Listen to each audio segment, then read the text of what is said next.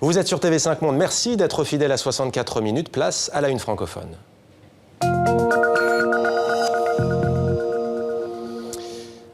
C'est une histoire rocambolesque, un incroyable imbroglio judiciaire. Une Française a été emprisonnée en Inde à la demande du Chili. Elle s'appelle Marie-Emmanuelle Verhoeven. Son avocate s'apprête à nous rejoindre pour nous expliquer sa situation. Mais avant, place à notre rubrique Vue d'ici, vue d'ailleurs préparée par Isabelle Soler.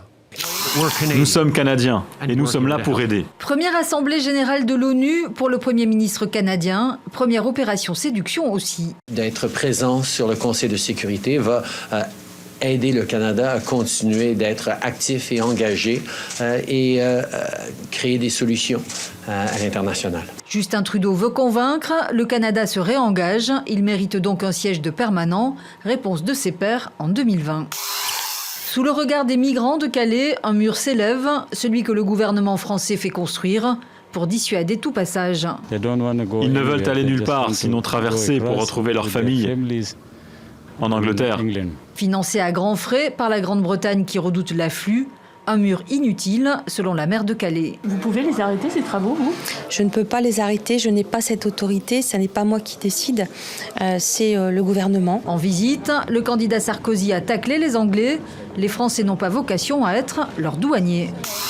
Il y a 15 ans, l'usine AZF à Toulouse a explosé, 31 morts et des milliers de vies brisées. Et petit à petit, je me suis effondrée. Il a fallu m'hospitaliser en psychiatrie. J'ai fait 2 séjours de plusieurs semaines. Ce matin, en hommage, 1 minute de silence, une sirène et les noms égrenés des disparus.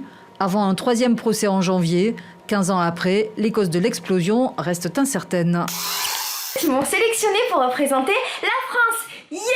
Sélectionné par YouTube pour interviewer Jean-Claude Juncker, le président de la Commission européenne.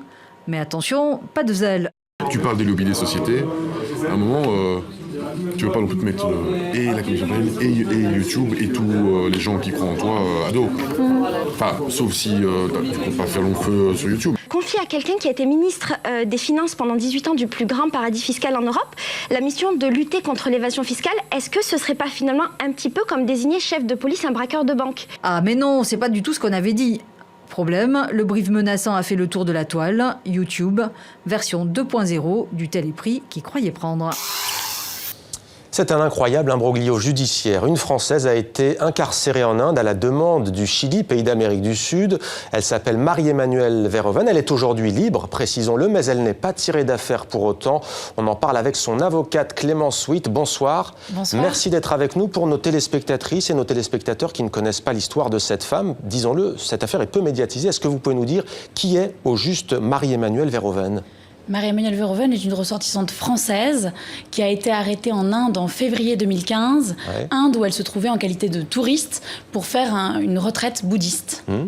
Elle a résidé au Chili entre 1985 et 1995, c'est-à-dire les toutes dernières années de la dictature Pinochet et le début de la transition démocratique. Et puis depuis 1995, elle résidait en France où elle était travailleure sociale et s'occupait de jeunes en difficulté. Alors précisons que ces soucis ont commencé un jour où elle était en Allemagne. L'Allemagne a refusé son extradition. Vous le disiez, elle est partie pour des raisons religieuses en Inde et c'est là que les soucis ont commencé. Elle a été emprisonnée.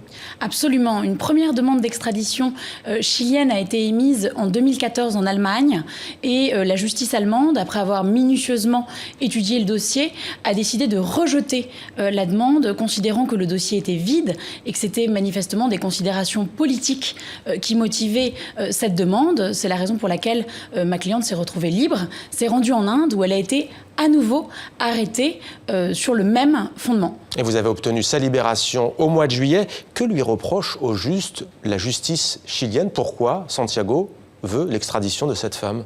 Alors effectivement, après 16 mois de détention provisoire, Marie-Emmanuelle Verhoeven a été libérée au mois de juillet 2016. Elle est aujourd'hui sous contrôle judiciaire.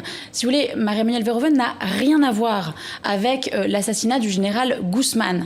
Le général Guzman, c'est l'idéologue du régime Pinochet qui a été assassiné par un mouvement révolutionnaire en 1991.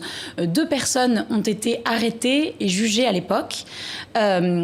Et Et ma cliente, 25 ans plus tard, sans avoir aucun lien avec ce dossier, se retrouve entre les mailles de l'extrême droite chilienne qui a décidé de rouvrir ce dossier. Son lien, c'était de travailler à l'époque pour les Nations Unies. Justement, on est dans une période de transition démocratique au Chili et les Nations Unies, comme dans chaque pays en voie de transition démocratique, envoient des émissaires. C'était sa mission. Elle avait notamment rencontré des prisonniers à l'époque. On va lui donner la parole à votre cliente, Marie-Emmanuelle Verhoeven. Elle s'exprimait justement au mois de juillet à sa sortie de prison. J'étais quelqu'un de gauche. Voilà, ça c'est vrai. Je suis quelqu'un d'engagé, j'étais quelqu'un qui était contre la dictature. Je suis descendue dans la rue. Quand on pouvait aider des gens, on l'a fait. J'étais pas la seule, on était des centaines. Mais je n'ai absolument rien à voir avec l'affaire Guzman. Je pense que ce qu'ils veulent, c'est dire que tous les gens qui ont lutté contre la dictature, c'était des grands terroristes et que parce que c'était des grands terroristes, il a bien fallu qu'ils se défendent. Mais c'est pas ça l'histoire. L'histoire, c'est que de 73 jusqu'à 91, parce qu'ils ont continué, et ils continuent toujours, mais on va dire jusqu'en 91, on vivait sous terrorisme d'État. Votre cliente dit ils veulent nous faire passer pour des terroristes, mais quand elle dit ils, de qui parle-t-elle? Parce que jusqu'à preuve du contraire, aujourd'hui, le Chili a à sa tête une femme, elle est de gauche, Michelle Bachelet, elle a elle-même subi les conséquences de cette dictature. Que se passe-t-il? Ce qu'il faut comprendre, c'est que le Chili a une difficulté avec cette période-là et avec son travail de mémoire. Ouais. Vous avez raison, Michelle Bachelet est une femme de gauche dont le père a aussi été victime de cette dictature et pendant son premier mandat, entre 2006 et 2010, elle a été l'une des premières femmes politiques chiliennes à rouvrir ce débat et à demander à ce que le travail de mémoire sur les exactions commises sous le régime de Pinochet soit mis en lumière. En 2010, c'est le parti de l'UDI qui rassemble en particulier l'extrême droite chilienne. Et fondé par cet homme, Guzman. Absolument, fondé par le général Guzman, qui a repris le pouvoir. Et à cette occasion-là, ils ont décidé de rouvrir ce dossier. Si vous voulez, j'ai la conviction que le Chili met autant d'acharnement aujourd'hui à tenter d'extrader Marie-Emmanuelle Verhoeven, qui est innocente, qu'elle a mis d'énergie à refuser l'extradition du général Pinochet à la fin des années 90. On a bien compris donc maintenant la situation, mais elle, comment vit-elle, votre cliente, au quotidien? Elle est seule en Inde, sans ses proches? Comment fait-elle? Comment vit-elle? C'est une situation qui est évidemment très difficile. Heureusement, aujourd'hui, elle est sous contrôle judiciaire. Elle va se rendre dans quelques jours dans un lieu de retraite bouddhiste, puisque la justice indienne a décidé de lui faire confiance. Nous, on attend sereinement la décision de la justice indienne, parce qu'on sait que comme l'Allemagne et comme les autres États de droit qui ont été saisis par les autorités chiliennes de demande d'extradition dans ce dossier-là, on sait que cette demande sera rejetée. Ce qui est compliqué, c'est le temps qui passe. C'est que le temps de la justice indienne n'est pas celui de la justice française. Justement, la prochaine échéance, il y a une audience au tribunal le 15 septembre dernier. La prochaine, c'est quand? La prochaine audience sera le 24 octobre. Ce qu'il faut bien comprendre, et ce qui me semble essentiel, c'est que si le Chili avait été intéressé par la manifestation de la vérité, si les autorités chiliennes avaient souhaité entendre le témoignage de Marie-Emmanuelle Verhoeven, à partir de 1995, ils pouvaient l'entendre sur le sol français via une commission rogatoire internationale. Le fait que ce dossier soit dépoussiéré 25 ans plus tard avec des accusations abracadabrantesques et sans aucun élément de preuve. D'ailleurs, quand vous dites dépoussiéré, vous ne pensez peut-être pas si bien dire, mais c'est un traité du 19e siècle qui permet au Chili aujourd'hui de réclamer cette extradition. Qu'en est-il? Absolument. Nous avons évidemment attaqué la légalité de ce traité. C'est sur le fondement, au départ, d'un traité de 1897 entre la Grande-Bretagne, puisque l'Inde n'était pas indépendante à l'époque, et le Chili, qu'on nous a avancé dans un premier temps pour nous faire croire qu'il y avait un cadre juridique légal. Il n'y a pas une réforme en Inde qui est censée justement abroger ces lois de l'Empire britannique en ce moment, qui pourrait vous aider, non?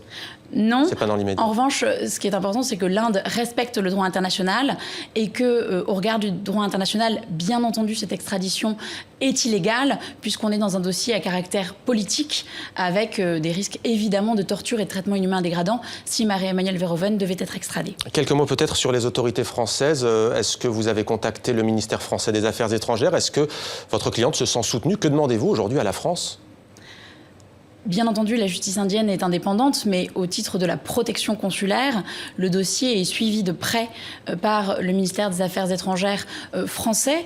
Nous, le message que l'on souhaite faire passer aujourd'hui, c'est que Marie-Emmanuelle Verhoeven est bien entendu prête à être entendue sur le territoire français via une commission rogatoire internationale, qu'on s'opposera jusqu'au bout à cette extradition et qu'on utilisera toutes les voies de droit nationales et internationales à notre disposition si le Chili persistait dans cet acharnement judiciaire. Merci beaucoup d'être venu témoigner sur ce plateau, Clémence Witt. Je rappelle que vous êtes l'avocate de Marie-Emmanuelle Verhoeven. Merci à vous. Merci.